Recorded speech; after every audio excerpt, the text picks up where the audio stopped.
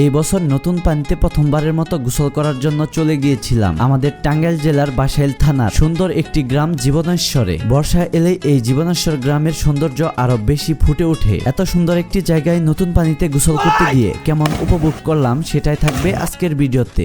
Hello everyone, আসসালামু আলাইকুম। তো হুট করে আজকে সকালবেলা প্ল্যান করি দুপুরে নতুন পানিতে কোথাও গোসল করতে যাব, আর লোকেশন ঠিক করতে গিয়ে দেখি আমাদের আশেপাশের মধ্যেই জীবনেশ্বর সুন্দর একটি গোসল করার জায়গা আছে। তাই দুপুরবেলা নাটিয়াপাড়া বাজারে এসে আমরা ভাইবাতি যারা যে কয়জন আছি সবাই মিলে একসাথ হয়ে আমাদের মশার অটো নিয়ে রওনা হয়ে যাই গোসল করার জন্য। আমরা নাটিয়াপাড়া বাজার থেকে গার্লস রোড ধরে সোজা একদম চলে আসি টেঙ্গুরিয়া পাড়াতে। এই রাস্তা ধরে রেল লাইন পার হয়ে আমরা বাদশাখালী মোড়ে চলে আসি। প্রতি বছরই বর্ষার সময় এইখানে মাছ মারার হিরিক পড়ে, আর বিকেল বেলাতে আমরাও এইখানে বেড়াতে আসি। এবারও অনেক জালি পাতা হয়েছে, ভাবতেছি কয়েকদিন পর মাছ মারার হিরিক পড়ে গেলে এইখানে আবারও আসবো। এই রাস্তা ধরে সোজা আমরা চলে আসি শালিনা পাড়ার এই মোড়ে। এই মসজিদের সাইডের বাম পাশের রাস্তা ধরে আমরা জীবনেশ্বরের দিকে যেতে থাকি। কিছু দূর যেতে না যেতে আমরা এই গ্রামে আসা বর্ষার নতুন পানি দেখতে পাই, যে পানিগুলো রাস্তার দুই পাশের চক দিয়ে ভরে গেছে। এই সুন্দর পরিবেশগুলো উপভোগ করতে করতে আমরা গ্রামের আরো ভিতরের দিকে যাই। ভিতরের দিকে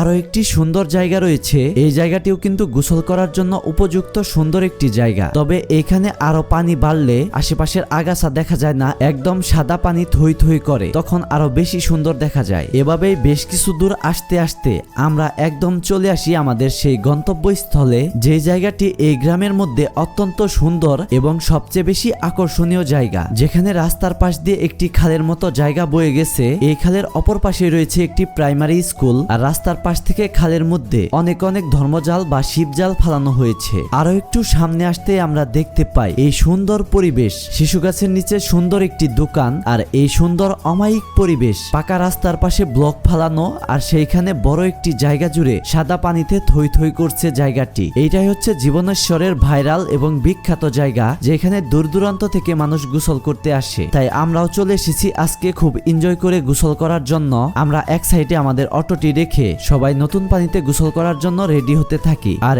এদিকে আমি গোসল করার আগে জায়গাটি আরো ভালো করে দেখি আর এর সৌন্দর্য উপভোগ করতে থাকি। পাকা রাস্তার পারে এইরকম একটি সুন্দর জায়গাতে পানি থাকা গ্রামের সৌন্দর্যকে আরো কয়েক গুণ বাড়িয়ে দেয়। আর এই রাস্তা ভাঙনের সম্ভাবনা খুব কমই রয়েছে, কারণ রাস্তার পাশে খুবই সুন্দরভাবে বড় বড় ব্লক ফালানো আছে, যাতে নদীর ধারের এই রাস্তাগুলো ভেঙে না যায়। এই খোলামেলা পরিবেশের মধ্যে মোড়ের পাশে এই শিশু গাছ এবং এই দোকানটি এই রাস্তাটিকে আরো ইউনিক করে তুলেছে। এখানে আসার পর জানতে পারি এই শিশু গাছের নিচে বা এই দোকানের সামনে কয়েকটি নাটকের শুটিংও করা হয়েছে, এমনকি এই জায়গাটি নাকি অনেক ভাইরাল। আর হ্যাঁ, আমি আমার আইডি এবং পেজে প্রমোশনের কাজ শুরু করে দিয়েছি। তো যারা যারা নিজেদের প্রোডাক্ট, দোকান বা বিভিন্ন জিনিস প্রমোট করাতে চান বা স্পন্সর করাতে চান, অবশ্যই যোগাযোগ করবেন ইনবক্সে বা আইডিতে দেওয়া নাম্বারে। এদিকে নতুন পানি এবং গ্রামের সৌন্দর্য দেখতে দেখতে ওই পাশে আকাশ এবং মশা গাছে উঠে পড়েছে। তারা নাকি এই নতুন পানিতে ঝাঁপ দিয়ে এই গোসল শুরু করবে। তো আকাশ এবং মশা এই নদীতে ঝাঁপ দিয়ে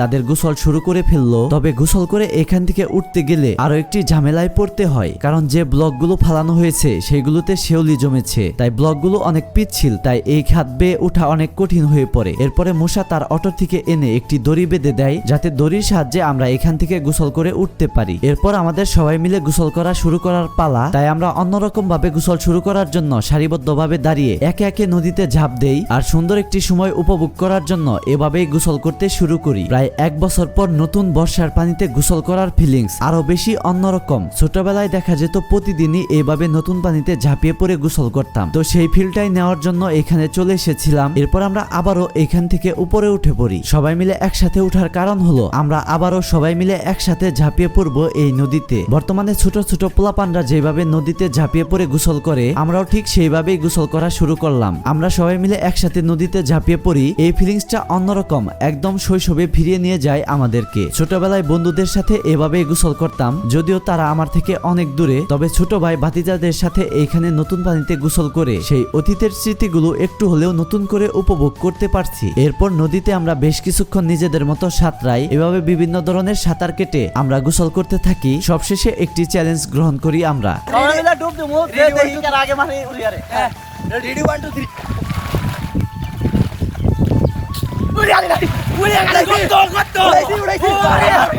তবে এই চ্যালেঞ্জে আমরা সবাই হেরে যাই, একমাত্র মুসা উইন হয়ে যায়। তো এভাবেই আমাদের গোসল শেষ হয়ে যায়। এদিকে দেখি ভাইরাল সেই শিশু গাছের নিচের দোকানটি চালু হয়ে গেছে। তো এই ছিল আমাদের আজকের ভিডিওটি যদি ভালো লেগে থাকে অবশ্যই লাইক, কমেন্ট এবং বেশি বেশি শেয়ার করবেন। ধন্যবাদ।